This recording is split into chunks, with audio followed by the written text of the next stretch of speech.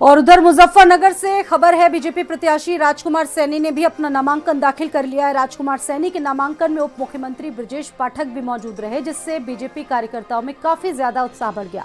Deputy CM ने कहा कि राजकुमारी सैनी बड़े अंतर से चुनाव जीतेंगी। खतौली में मुद्दा सिर्फ विकास का है और बीजेपी को जनता अपना आशीर्वाद देकर रहेगी।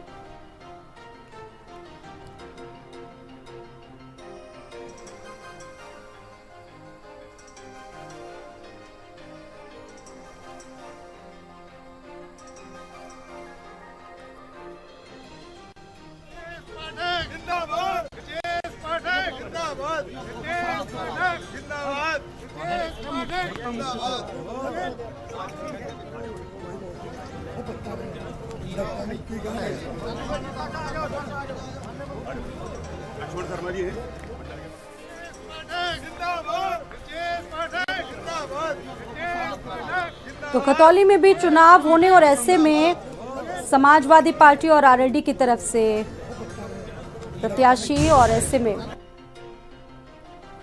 खतौली विधानसभा के उपचुनाव में भारतीय जनता पार्टी प्रचंड बहुमत से चुनाव जीतेगी।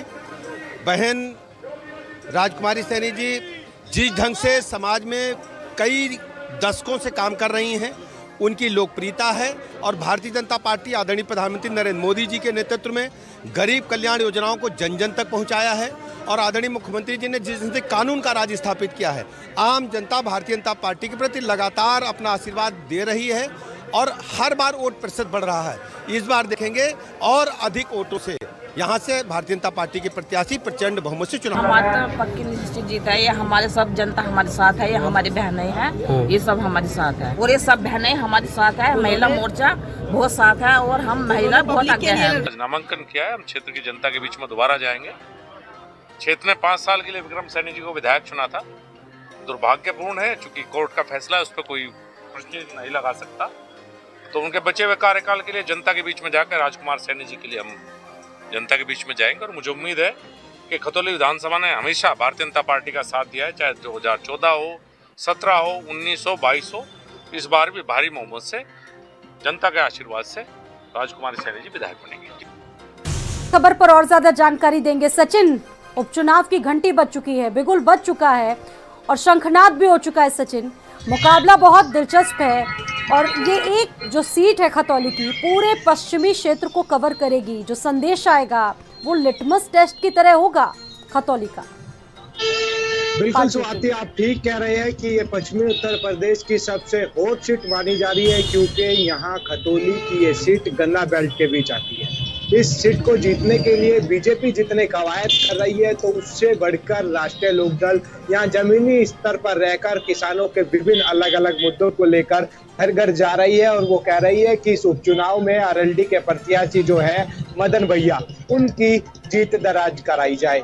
लेकिन इसके बावजूद आज यहाँ खतौली में एक नामांकन सभा का आयोजन किया गया, जिसके मुख्य अतिथि डिप्टी सीएम ब्रजेश पाठक रहे। उन्होंने मंच से बाहुबली नेताओं पर निशाना साधा और उसी के साथ साथ कहा कि हमारी भाजपा की जो प्रत्याशी है राजकुमारी सैनी, जो निवर्तमान विधायक है विक्रम सैनी, उनकी धर्मपत्नी, उनको वोट दे। इसलिए वोट दे क्योंकि उन्होंने यहाँ क्षेत्र में विकास किया है और वो जनता के बीच रहने वाली प्रत्याशी है, ना कि बाहरी प्रत्याशी अदर पार्टी की तरह। तो कहीं ना कहीं बीजेपी अब अलग सभी मुद्दों से अलग हटकर अगर वोट मांग रही है तो उनके पास सिर्फ एक मुद्दा है कि उन्होंने नजर आए, मुख्तार अब्बास नकवी भी नजर आए, डिप्टी सीएम ब्रजेश पाठक खुद पहुंचे, यानी कि बीजेपी ने अपनी पूरी फौज उतार दी है चुनाव जीतने में।